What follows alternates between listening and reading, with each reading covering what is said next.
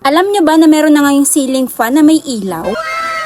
Sobrang high-tech na nga ng panahon ngayon at pwede na palang pag-isahin yung ilaw at electric fan. Sobrang easy nga lang ito i-assemble at hindi mo na kailangan ng manual. Ikakabit mo nga lang tong kanyang 6 fan blade sa kanyang lamp body and then pwede mo na nga kagad yan magamit. Make sure na naka-power off yung kuryente nyo bago nyo to i-install para iwas disgrasya. Maganda nga to dahil pwedeng-pwede to sa mga ordinary socket ng bumbilya nyo sa bahay. So, i-on ko na siya dito sa remote. Kung ayaw mo ng fan, ilaw lang, ayan, pwede siyang ganyan. Patayin mo siya dito sa remote. Then, etong ilaw niya is may iba-ibang kulay. WW warm white. Tapos, meron siyang end white.